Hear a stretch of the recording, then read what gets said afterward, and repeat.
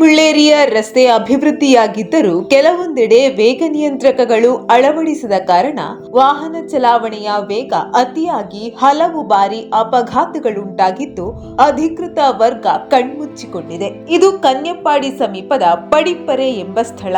ತಿರುವು ಮುರುವು ರಸ್ತೆ ಇಲ್ಲಿಗೆ ತಲುಪುವಾಗ ದಿಕ್ಕು ತಪ್ಪಿಸುತ್ತಿದ್ದು ಎದುರು ಬದುರಾಗಿ ಬರುವ ವಾಹನಗಳಿಗೆ ಸೈಡ್ ನೀಡಲು ಕಷ್ಟ ಸಾಧ್ಯವಾಗುತ್ತಿದೆ. ಮೊನ್ನೆಯೊಂದು ಮೊಟ್ಟೆ ಹೇರಿಕೊಂಡು ಬಂದ ಲಾರಿ ನಿಯಂತ್ರಣ ತಪ್ಪಿ ಇಲ್ಲಿಯೇ ಸಮೀಪದ ಮನೆಯ ಅಂಗಳದ ಮುಂದೆ ಮಗುಚಿ ಬಿದ್ದಿದೆ. ಪ್ರಾಣಾಪಾಯ ಉಂಟಾಗಿಲ್ಲ, ಆದರೂ ವ್ಯಾಪಕ ನಷ್ಟ ಉಂಟಾಗಿದೆ.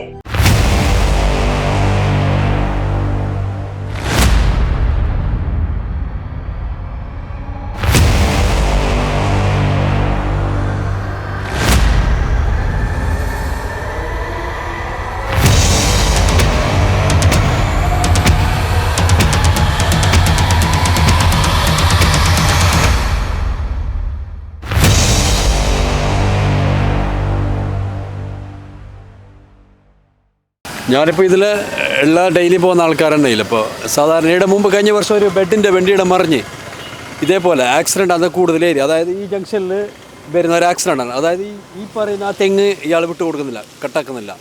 പിന്നെ ഈ സ്ഥലം ഇവിടെ ആക്സിഡൻ്റ് ആണ് ഏരിയ ആണ്. അപ്പോൾ ഇതിൽ വരുന്ന വണ്ടിക്ക് ഈ അങ്ങനെ ഇട്ടാണെന്നില്ല, ആ കട്ടാക്കുന്ന ഒരു പ്രശ്നമാണ് വണ്ടിക്ക് കൊടുക്കാത്തത്. അത് എല്ലാ ആൾക്കാരും പറയുന്നുണ്ട്, കൂടുതൽ ആക്സിഡൻറ്റ് സംഭവിച്ച ഏരിയ ഇത്. അപ്പോൾ ഇന്നലെ വരുന്ന ഈ വണ്ടിയിൽ ആക്സിഡൻറ്റ് സംഭവിക്കാതെ തന്നെ അങ്ങനെ വരുന്ന വണ്ടി ഇങ്ങനെ പോകുന്ന വണ്ടി കട്ടാകുന്നില്ല. അപ്പോൾ റോങ് സൈഡ് കട്ടാക്കുമ്പോഴാണ് ബ്രേക്ക് കിട്ടാതാണ്. അങ്ങനെ ഇടിച്ചിട്ട് ഇപ്പോൾ ഇന്നലെ വണ്ടി മറിഞ്ഞ ഇവിടെ ഇത് കൂടുതൽ ആക്സിഡൻ്റ് കുറേ പ്രാവശ്യം ആക്സിഡൻ്റ് ആയിട്ടുണ്ട് ഇത്. അപ്പോൾ ആൾക്കാർ പറയുന്നതിന് ഈ സ്ഥലത്തിൻ്റെ പ്രശ്നമാണ്, സ്ഥലം വിട്ടു കൊടുക്കാനായിട്ടാണ് തെങ്ങ് കട്ടാക്കാത്തത്, തെങ്ങിൻ്റെ പ്രശ്നമാണ് അങ്ങനെ വരുന്നതെന്ന് ಆಲ್ಕಾರಡೆ പറയുന്നത്. ಅದೇ ದಿನ ಸಂಜೆ ಆಟೋ ರಿಕ್ಷಾವು ಇದೇ ಸ್ಥಳದಲ್ಲಿ ನಿಯಂತ್ರಣ ತಪ್ಪಿ ಮಗುಚಿದ್ದು ಒಂದೇ ದಿನ ಸಂಭವಿಸಿದ 2 ಅಪಘಾತಗಳು ಸಾರ್ವಜನಿಕ ವಲಯದಲ್ಲಿ ಇದೀಗ ಚರ್ಚೆಗೆ ಕಾರಣವಾಗಿದೆ. പുതുതായിട്ട് വരുന്ന ഡ്രൈവർമാർക്ക് അത് പരിചയമില്ലല്ലോ, പരിചയക്കുറവ് മൂലം സംഭവിക്കുന്ന സംഭവങ്ങളാണ്. അല്ലാണ്ട് വേറൊന്നുമില്ല. അവിടെ നിന്ന് ഇറക്കത്തിന് ഇച്ചിരി മെല്ലെ വന്നാൽ മതി. അത് ഇച്ചിരി മേലെ നോക്കി വരണം, ഇല്ലെങ്കിൽ ചവിട്ടിയെ കിട്ടൂല. മഴയും കൂടി അല്ലേ, സ്കിഡായി പോകുമ്പോൾ അത് ഭയങ്കര ബുദ്ധിമുട്ടാണ് മാത്രം. ആ ഇത് വളവ്, ആ മരം കൊത്താണ്ട് വരും, തെങ്ങിൻ്റെ മരം ഭയങ്കര ബുദ്ധിമുട്ടാണ്. ಇನ್ನು ಇದೇ ಅಪಾಯಕಾರಿ ತಿರುವಿನಲ್ಲಿಯೇ ಬಸ್ ಕಾಯುವ ಪ್ರಯಾಣಿಕರು ನಿಲ್ಲುತ್ತಿದ್ದು ಬಸ್ ಚಾಲಕರಿಗೂ ಇಕ್ಕಟ್ಟಿನ ಪರಿಸ್ಥಿತಿ ನಿರ್ಮಾಣವಾಗುತ್ತಿದೆ. ഭയങ്കര ബുദ്ധിമുട്ട് തന്നെ, പോകുന്നതിന് ഭയങ്കര ബുദ്ധിമുട്ടാണ്. ഒരു വണ്ടിക്ക് സൈഡ് കൊടുക്കാനൊന്നുമില്ല, ഓവർടേക്ക് ആക്കാൻ പോലെ ഭയങ്കര ഇത് തന്നെ. എല്ലാ ചെറിയ വണ്ടികളെല്ലാം ഓവർടേക്ക് ആക്കുന്ന തന്നെ വരുന്ന തന്നെ ഭയങ്കര ബുദ്ധിമുട്ട് തന്നെയായിരുന്നു. ಕನ್ಯಪ್ಪಾಡಿಯಿಂದ ಬದಿಯಡ್ಕ ಭಾಗಕ್ಕೆ ಹಾಗೂ ಬದಿಯಡ್ಕದಿಂದ ಕನ್ಯಪ್ಪಾಡಿಗೆ ತೆರಳುವ ರಸ್ತೆಯು ತೀರಾ ಇಳಿಜಾರಾಗಿದೆ. ವೇಗಕ್ಕೆ ಕಡಿವಾಣವಿಲ್ಲದೆ ಸಾಗುತ್ತಿರುವುದರಿಂದ ಇಲ್ಲಿ ಪದೇ ವಾಹನಗಳು ಅಪಘಾತಕ್ಕೀಡಾಗುತ್ತಿವೆ. 2 ವರ್ಷಗಳಲ್ಲಿ ಇಲ್ಲಿ ಅನೇಕ ವಾಹನಗಳು ಅಪಘಾತಕ್ಕೊಳಗಾಗಿವೆ. ಆದುದರಿಂದ ಈ ದಾರಿಗೆ ಇಳಿಜಾರು ರಸ್ತೆಯಲ್ಲಿ ವೇಗ ನಿಯಂತ್ರಕ ಅಳವಡಿಸಬೇಕು ಎಂಬುದು ಸಾರ್ವಜನಿಕರ ಬೇಡಿಕೆಯಾಗಿದೆ. ಕನ್ಯಪ್ಪಾಡಿನ ಕೆಳಗೆ ಇಲ್ಲಿವರೆಗೆ ಡೌನ್ ಪ್ರದೇಶ, ಗಾಡಿ ಬರ್ತಾರೆ. ಈಗ ಮೆಕ್ಕಡಮಾದ ನಂತರ ಭಾಳ ಸೂಪರ್ ರೋಡ್ ಆಗಿದೆ, ಗ್ರಿಪ್ ಇಲ್ಲ ರೋಡಿಗೆ, ಮತ್ತು ಸಿಗ್ನಲ್ಲು ನೋಡೋ ಮನುಷ್ಯರಿಲ್ಲ. ಅದಕ್ಕಾಗಿ ನಾಡಿದ್ದು ಏನಾದರೂ ಸ್ಪೀಡ್ ಬ್ರೇಕರ್ ಹಾಕಿ ಮೇಲಿಂದಲೇ ಕನ್ಯಪ್ಪಾಡಿಯಿಂದ ಕೆಳಗೆ 2 ನಮ್ಮ ಗದ್ದೆ ಹತ್ರದಿಂದ 2 ಸ್ಪೀಡ್ ಬ್ರೇಕರ್ ಹಾಕಿದರೆ ಜನರು ಸ್ವಲ್ಪ ಕಂಟ್ರೋಲಲ್ಲಿ ಬರ್ಬೋದು. ಮಾಡೋದಿಲ್ಲ. ಆಯಿತಾ, ನಾನೇನು ಮಾಡಲಿಕ್ಕಾಗುತ್ತೆ? ನನಗೊಂದು ದಿನನಿತ್ಯದ ದುಃಖ ಆಗಿಬಿಟ್ಟಿದೆ ಇಲ್ಲಿ. ಹೀಗೆ ಆದರೆ ನಾನು ಹೇಗೆ ಬದುಕುವುದು ಇಲ್ಲಿ? ಈ ರಸ್ತೆಯು ವ್ಯಕ್ತಿಯೊಬ್ಬರ ಮನೆಯ ಮುಂಭಾಗದಲ್ಲೇ ಹಾದು ಹೋಗುತ್ತಿದ್ದು ಪ್ರತಿ ಬಾರಿ ರಸ್ತೆ ಅಗಲವಾಗುವ ಸಂದರ್ಭ ಅವರು ತಮ್ಮ ಒಡೆತನದ ಸ್ಥಳವನ್ನು ರಸ್ತೆಗೆ ಉಚಿತವಾಗಿ ನೀಡುತ್ತಿದ್ದರು. ಆದರೆ ಲೋಕೋಪಯೋಗಿ ಇಲಾಖೆಯಿಂದ ಇವರಿಗೆ ಯಾವುದೇ ಪರಿಹಾರ ಧನ ನೀಡಿಲ್ಲ. ತಮ್ಮ ಒಡೆತನದಲ್ಲಿರುವ ಸ್ಥಳಕ್ಕೆ ಇವರು ಈಗಲೂ ತೆರಿಗೆ ಕಟ್ಟುತ್ತಿದ್ದಾರೆ. ಮುಂದೆಯೂ ರಸ್ತೆ ಅಗಲಗೊಳಿಸಲು ಇವರು ತಮ್ಮ ಸಹಕಾರ ನೀಡುವುದಾಗಿ ತಿಳಿಸುತ್ತಿದ್ದಾರೆ. ಈ ಸಂಭವ ಇಲ್ಲಿ ಆಗೋದು ನಾನು ಈಗಾಗಲೇ ಒಂದು 6-7 ವರ್ಷ ಮೊದಲು ನಮ್ಮ ತಂದೆಯವರ ಕಾಲದಿಂದಲೇ, 6-7 ಅಲ್ಲ, ಒಂದು ಮೋರ್ ದೆನ್ ಒಂದು 80 ವರ್ಷ ಆದಿತ್ತು ತಂದೆಯವರು ಜಾಗ ಬಿಟ್ಟಿದ್ದಾರೆ. ಇಲ್ಲಿ ಮನೆ ಸೈಡು 4 ಫೀಟು, ತೋಟ ಸೈಡು 6 ಫೀಟು ತಂದೆಯವರು ಬಿಟ್ಟು ಕೊಟ್ಟದ್ದು. ಅದಕ್ಕೆ ನಾವು ಏನು ಪರಿಹಾರ ಕೇಳಲಿಲ್ಲ ಆ ಕಾಲದಲ್ಲಿ, ಎಂಥದಿಲ್ಲ. ಆನಂತರ ಪುನಃ ಇಲ್ಲಿ ಕಲ್ಲುವರ್ಟು ಮಾಡುವಾಗ, ಇಲ್ಲಿ ನಮ್ಮ ಮನೆ ಎದುರಿನ ಕಲ್ಲುವರ್ಟು ಬರ್ತದೆ, ಅದು ಮೇಲಿಂದ ತಲಪಣೆ ಸೈಡಿಂದ ಇತ್ತ ಬದರಿಕೆಗೆ ಪಾಸಾಗಿ ಹೋಗುವ ನೀರಿನ ಕಲ್ಲೊಟ್ಟು. ಅದು ಮಾಡುವಾಗ PWD ಅವರು ನನ್ನ ರಿಕ್ವೆಸ್ಟ್ ಮಾಡಿದ್ರು, ಸರ್ ಸ್ವಲ್ಪ ಬಿಡ್ಬೋದಾ ಹೇಳಿದರು. ಎಷ್ಟು ಜಾಗ ಬೇಕು ಇಷ್ಟು ಬಿಟ್ಟರೆ ನಮ್ಮ ಟರ್ನ್ ಸ್ವಲ್ಪ ಸಾಲ್ವ್ ಆಗ್ತದೆ ಹೇಳಿದರು. ಅದು ಬಿಟ್ಟಿದ್ದೇನೆ, ಒಂದು 3/4 ಸೆಂಟ್ಸ್ ಮೇಲೆ ಆಗ್ತದೆ. ನಾನೇನು ಪರಿಹಾರ ಕೇಳಲಿಲ್ಲ. ಈಗ ಊರಿನವರು ಏನು ಹೇಳ್ತಾರೆ, ನೀವು ತೋಟ ಬಿಡುವುದಿಲ್ಲ, ಸ್ವಾಮಿ ತೋಟ ಹಾಳಕ್ಕದಿಲ್ಲ, ಹೀಗೆ ಒಂದು ಪ್ರಸಂಗ ಆಗಿದೆ.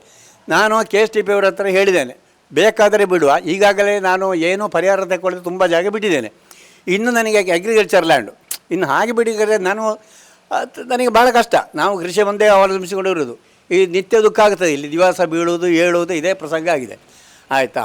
ಹಾಗೆ ಏನು ಮಾಡಿದರು, ನಮ್ಮೆಲ್ಲರದ್ದು ಮೀಟಿಂಗ್ ಅಂತ ಹೇಳಿದರು. ಪಂಚಾಯತಿನವರು ಮತ್ತು ಜಿಲ್ಲಾ ಪಂಚಾಯತ್ ಅಶ್ವಿನಿಯವರು ಮತ್ತು ಎಲ್ಲ ಪಾರ್ಟಿಯವರು, BJP, ಕಾಂಗ್ರೆಸ್ಸು ಮತ್ತು ವ್ಯಾಪಾರಿ ಏಕೋಪರ ಸಮಿತಿ ಎಲ್ಲವೂ ಬಂದು ಒಂದು ಮೀಟಿಂಗ್ ಕರೆದರು. ನಾನು ಸಿಕ್ಕಬೇಕು ಆಯಿತು, ಎಲ್ಲರೂ ದುರಣಿಗಳೆಲ್ಲ ಬಂದಿದ್ದಾರೆ, ಮೈದಾರು ಬಂದು ಮಾಡಿದೆ ಅಂತದ್ದು ನಮ್ಮ ನೋಕ ಅಂತ ಹೇಳಿದರು. ಆದರೆ ನಾನು ಹೇಳಿದ್ದೇನೆ, ಪರ್ಚೇಸ್ ಡೇಟ್ ಆಗಬೇಕು, ನೀವು ಡಾಕ್ಯುಮೆಂಟಲ್ಲಿ ತೆಕ್ಕೊಳ್ಬೇಕು, ಗೌರ್ಮೆಂಟ್ PW ಯಾರು ತೆಕ್ಕೊಡ್ತಾರೆ ಅವ್ರು ತೆಕ್ಕೊಳ್ಬೇಕು.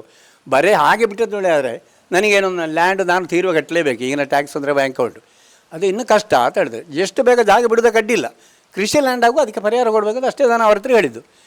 ಅದು ಮೇಲೆ ಅದೇನು ಅವರು ಕ್ಯಾರೆ ಮಾಡಲಿಲ್ಲ, ಅದು ಎಂಥ ಸಮಸ್ಯೆ ಆಯಿತು ನನಗೆ ಗೊತ್ತಿಲ್ಲ.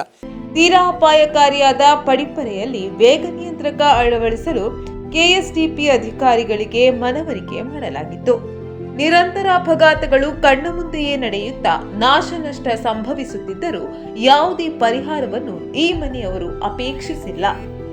ಇದೀಗ ಈ ಆಕ್ಸಿಡೆಂಟ್ ನೋಡಿ ನನಗೆ ಕೂತುಗಳಿಗಾಗುದಾ ನೋಡಿ. ಇದೀಗ ಮೊಟ್ಟೆ ಗಿಟ್ಟೆಲ್ಲ ಬಿದ್ದು ವೇಸ್ಟ್ ಎಲ್ಲಿ ಎಷ್ಟು ಹೇಳಿದರೂ ಅವರಿಗೆ ಕ್ಯಾರ್ ಮಾಡೋದಲ್ಲ, ತೆಗೆಸಿದ್ದಾರೆ ಪಾಪ, ಊರವರು ಬಂದು ಕೆಲಸ ಮಾಡಿ ಹೋಯಿತು. ಇನ್ನು ನನಗೆ ಇಲ್ಲಿ ಭಾಳ ಕಷ್ಟ, ನಾನು ಬಿಡಬೇಕಾದ್ರೆ ಬಿಡುವ, ನನಗೆ ಪರಿಹಾರ ಕೊಡಬೇಕು ಅವರು. ಕೃಷಿ ನಾಶ ನಷ್ಟ ಆಗಿದೆ, ಕಾಂಪೌಂಡ್ ಅಲ್ಲೂ ಫುಲ್ ಹೋಗಿದೆ, ಗೇಟಿನ ಪಿಲ್ಲರ್ ಹೋಗಿದೆ, ಗೇಟ್ ಹಾಕ್ಲಿಕ್ಕೆ ಆಗೋದಿಲ್ಲ ನನಗೆ, ನಾನು ಮೆಲ್ಲ ರಾಡ್ ಎತ್ತಿ ಮೆಲ್ಲ ಹಾಕೋದು. ನೀರ್ಚಾಲು ಕನ್ನೆಪ್ಪಾಡಿ ರಸ್ತೆಯಲ್ಲಿ ಮಿತಿಮೀರಿದ ವೇಗದಿಂದಾಗಿ ನಿರಂತರ ಅಪಘಾತಗಳು ಸಂಭವಿಸುತ್ತಿದ್ದು ಸಾರ್ವಜನಿಕರು ಆತಂಕಕ್ಕೀಡಾಗಿದ್ದಾರೆ. ಆಯಕಟ್ಟಿನ ಸ್ಥಳಗಳಲ್ಲಿ ಸೂಚನಾ ಫಲಕಗಳ ಕೊರತೆ, ವೇಗ ನಿಯಂತ್ರಕಗಳ ಅಳವಡಿಕೆಯ ಕೊರತೆ ಚಾಲಕರಿಗೆ ಸಮಸ್ಯೆಯಾಗಿದೆ. ಕೆಲವೊಂದು ಬಾರಿ ಚಾಲಕರ ಮಿತಿಮೀರಿದ ವೇಗವು ದುರಂತಕ್ಕೆ ಕಾರಣವಾಗುತ್ತದೆ. ಎರಡೂ ಬದಿಗಳಲ್ಲಿ ಅನೇಕ ಮನೆಗಳು ಇರುವುದರಿಂದ ಮನೆಗೆ ತೆರಳಲು ರಸ್ತೆಗಳಲ್ಲಿ ಸಮಸ್ಯೆಯಾಗುತ್ತಿದೆ. ವೇಗ ನಿಯಂತ್ರಕ ಹಾಗೂ ವೇಗದ ಮಿತಿ ಕಡಿಮೆಗೊಳಿಸಲಿರುವ ನಾಮಫಲಕವನ್ನು ಅಳವಡಿಸಬೇಕೆಂದು ಸಾರ್ವಜನಿಕರ ಅಭಿಪ್ರಾಯವಾಗಿದೆ.